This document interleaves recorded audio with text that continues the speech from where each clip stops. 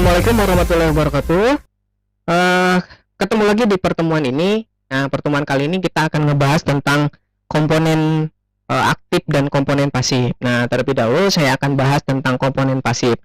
Di dalam komponen pasif ada resistor salah satunya.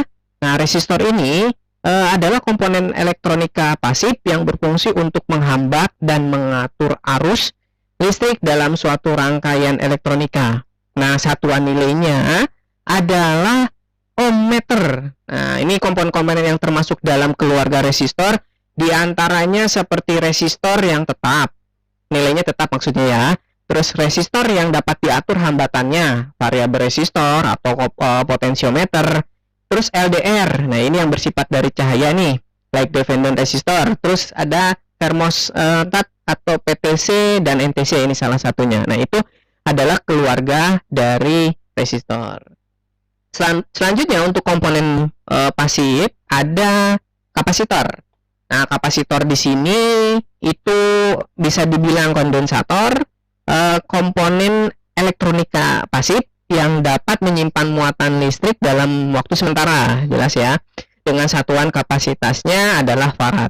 Nah, komponen-komponen yang termasuk dalam keluarga kapasitor tersebut diantaranya adalah kapasitor yang nilainya tetap, yaitu keramik, kertas, mika, tantalum, dan elektrolit. Nah, kapasitor yang nilainya dapat diatur adalah kapasitor Farco dan Trimmer. Nah, ini yang sering kita ketemui, ada kapasitor elektrolit ya, atau elko biasanya. Nah, selanjutnya ada induktor nih.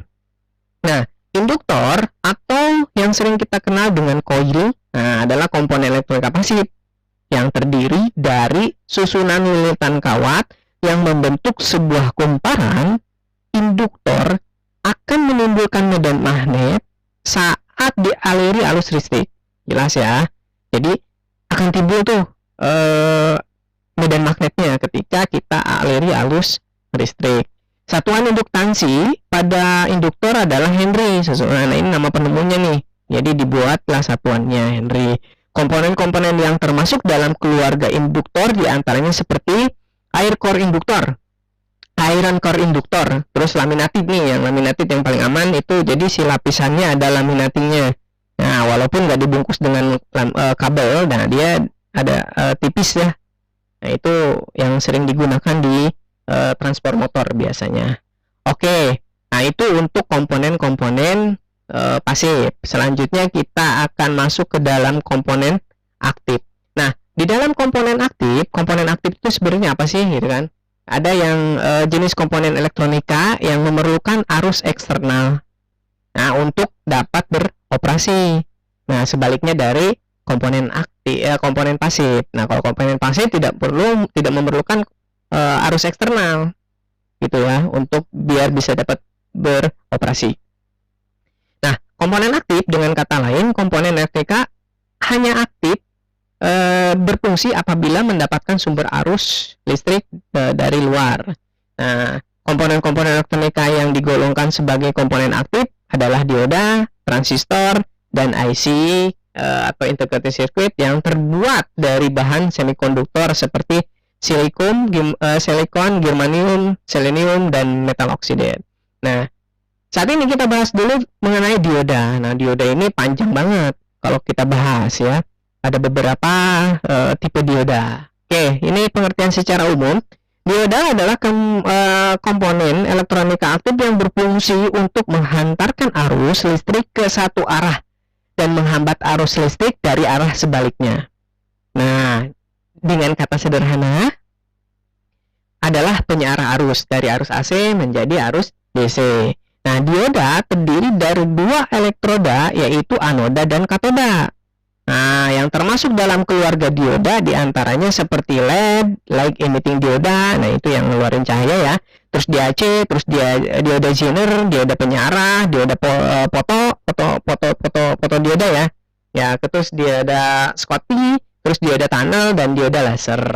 Nah, itu termasuk dalam keluarga dioda. Banyak ya kalau kita bahas tentang dioda ya. Nah, biasanya sih kita masih menggunakan, yang umum digunakan adalah dioda germanium atau dioda biasa, bahannya germanium, dan dioda Zener biasanya yang kita gunakan. Tapi yang paling banyak dipergunakan lebih banyak lagi adalah light emitting dioda.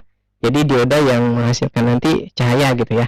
Nah, selanjutnya di komponen aktif ada transistor. Nah, ini adalah kalau menurut saya ini mixer sih, ya, kalau menurut saya. Tapi kita pahami dulu secara umum, transistor adalah komponen elektronika aktif yang berfungsi sebagai penguat, penyiarah, pengendali, mixer dan osilator. Komponen yang termasuk dalam keluarga transistor diantaranya seperti transistor bipolar NPN dan PNP, ini tipenya ya, bipolar. Terus transistor fototransistor.